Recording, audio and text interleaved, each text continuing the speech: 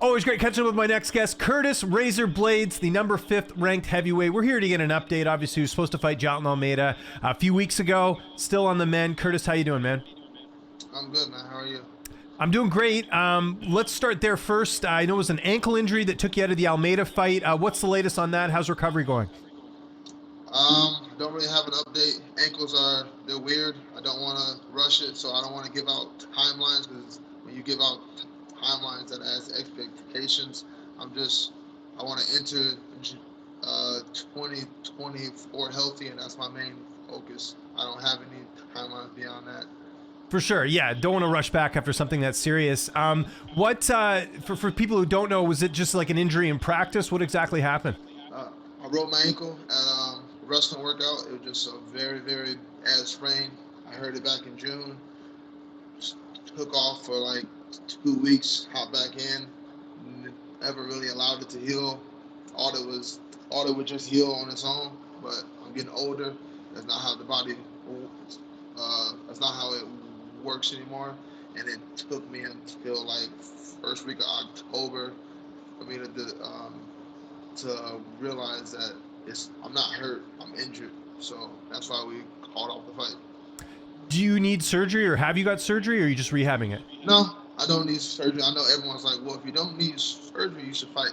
It hurts, and if it hurts, I can't be the athlete I need to be. So I'm not gonna go out there, have half of who I am, and then possibly take an L, and then I go up there on the mic and everyone's asking me what happened when my ankle was hurt. Nobody wants to hear that, so I'm not going out there until I'm healthy. When was the last time you or your management spoke to the UFC? Have they been pretty understanding about everything? Because obviously you don't want to fight if you're compromised, right?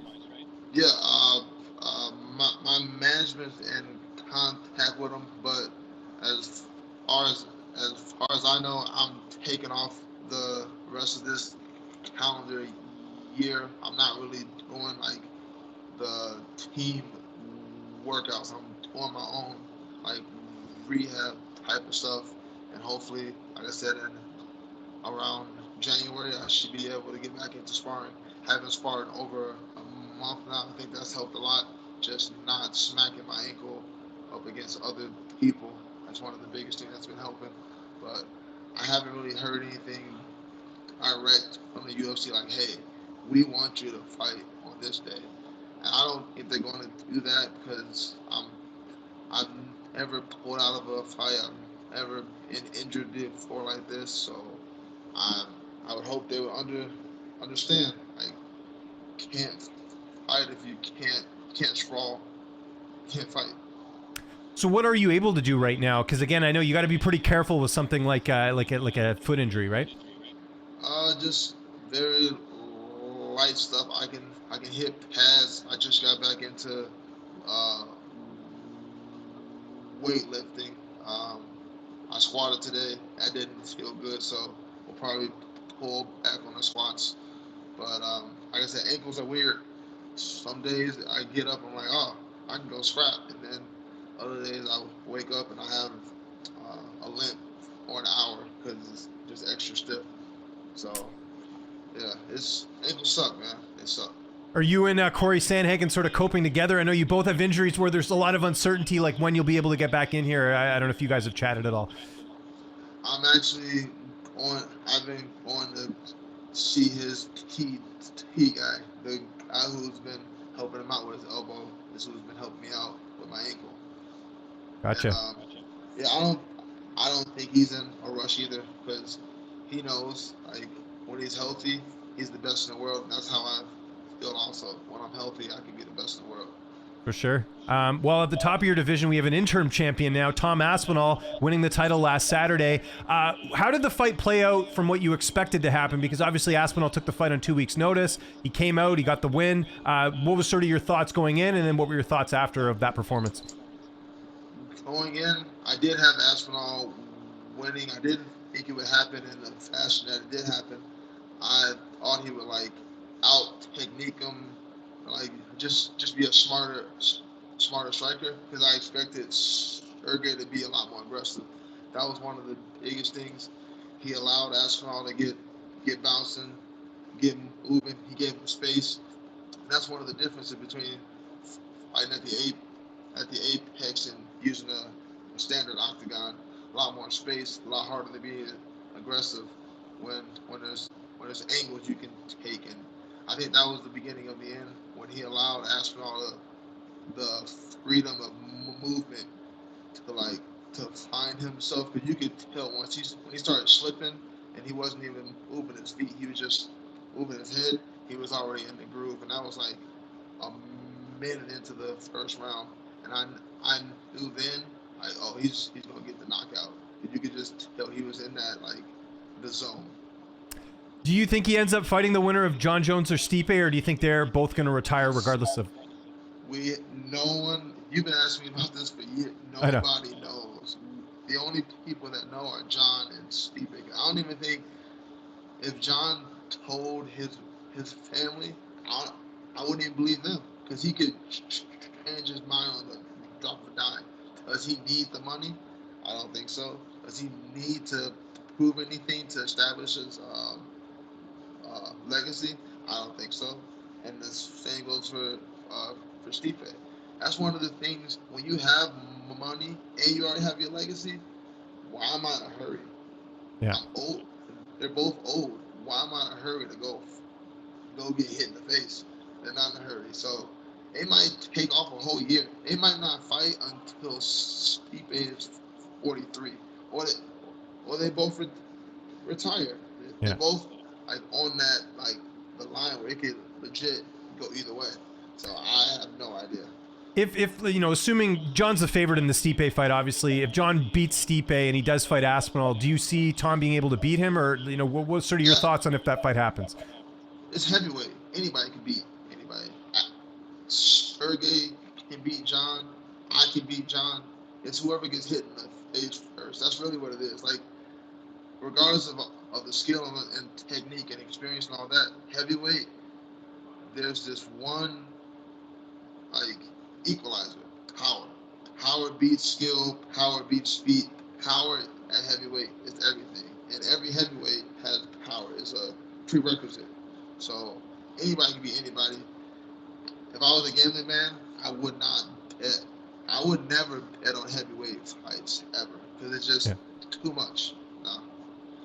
If for some reason, because again, you got to look at the timing here. I'm sure they're going to want Tom to defend his title at some point, right? Or at least, like, get the division moving. We don't know, like, at this time we're recording this, we don't know if Jones and Stipe, when it's going to happen. We don't know how severe that injury for Jon was.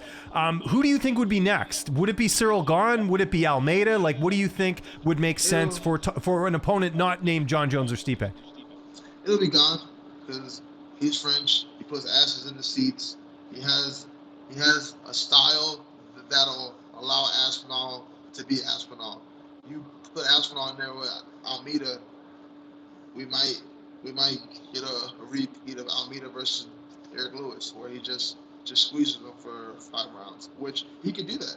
He has amazing jiu-jitsu. He can just squeeze you for 5 rounds, but I don't think that's what the UFC wants to put on display. So they'll probably be gone. Okay. What did you think of Almeida's win over Lewis? Were you expecting that, or did you think he was going to finish him? I was expecting him to get the takedown.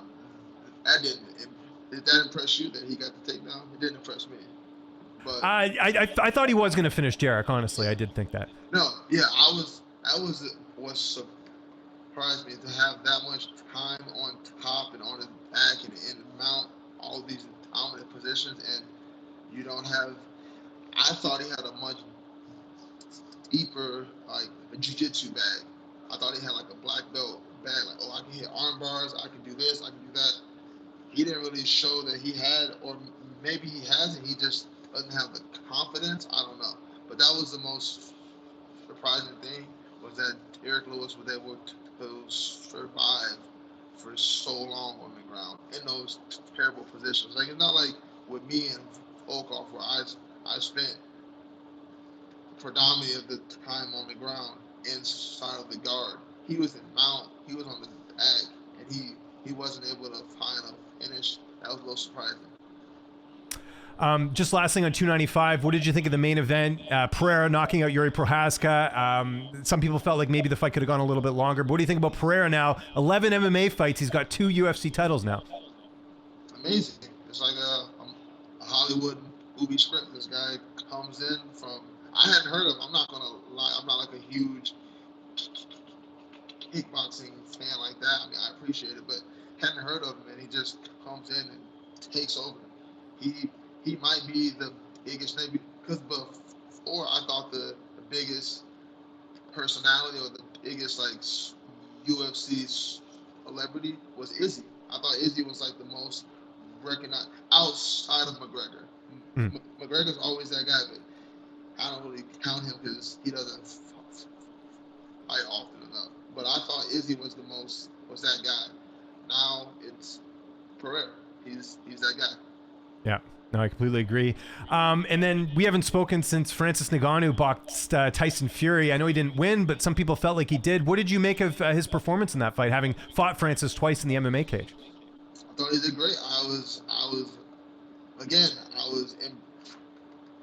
impressed that he was able to be on the feet for so long without a knockout and still put together combos. He's still able to move his feet. He moved a lot better than I thought. Obviously, he took this serious, which is what you expect. But he actually, he grew in his camp. A lot of guys at his age, they're not able to grow anymore. They just are who they are. He grew. So that was, I thought he won also. But you know how it is with boxing. Yeah. Yeah, people think MMA judging's bad. Go look at boxing; it's pretty bad out there too, for sure. What do you think of USADA leaving the UFC? I know there's still going to be drug testing; it'll be with a different group. But what was your reaction to that? And what was your overall experience with USADA now that they're going away? I had a great. Well, I don't want to say great. I had a fine experience. They did their job. They definitely they were on it with the random drug tests. I got a lot of those, a lot of random 5 a.m., 6 a.m. knocks on the door. So hopefully whoever they're bringing in to do the testing, they pick slightly different hours. I would prefer not to be up at 5 in the morning, but I didn't have anything bad to say about USADA. I think they did their job. And do you know who they're replacing them with? I don't know. I think it's the same one that some of the other sports leagues are using. I don't know the name of it, but yeah, it's going to be similar, I think. So. WADA? I don't know if it's that. I think it's something else. Okay. I got to double check that. Probably should have done that before this interview, but hey, it's okay. It's all good. How was it playing Mortal Kombat against me this summer? Because I don't think you've played the original before. No, it was slightly jarring because the graphics are great, and I didn't have any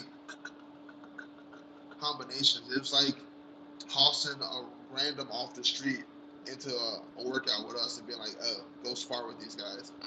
You kicked my ass, which I expected. It made me, I am interested, I would like to buy my own copy, and maybe a year from now, you're always welcome to have a rematch, Curtis. That's 100% going to happen. So I'm just glad we got to play, because I know Mortal Kombat, obviously, you come out to the theme. That was pretty cool.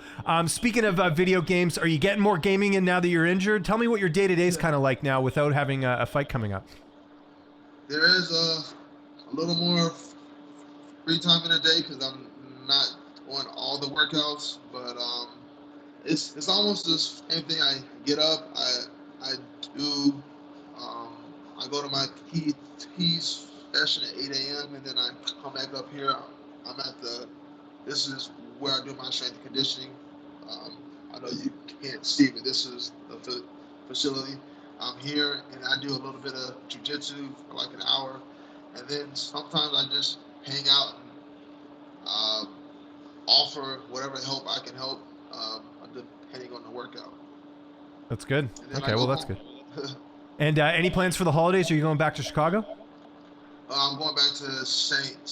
Louis. That's where my father, that's where his family is predominantly. So we're going down there, St. Louis. That's good. And last question, how's your daughter doing? She's doing good. She had a great Halloween. I look forward to seeing her in a few weeks. That's cool. Is she doing any sports right now? Swimming, but not like as a sport, just like as an activity. Yeah. Knows down the line, if she likes it. I think she's a good swimmer. A lot better than me at her age. For sure. That's a good skill to learn. Hey, Curtis, thanks for doing this, man. Speedy recovery. Hope you get to enjoy the holidays a little bit. In the meantime, if there's anything you want to mention, any sponsors or social media or anything you got to plug, I'll give you the last word. I got nothing today. I got nothing. I'm just happy the healing's happening, even though it's happening slowly, and I hope to be back healthy 100% in January. Are you still selling your shirts, by the way? Yeah. Still got the website. It's on my Instagram, www.teamblaydes.com.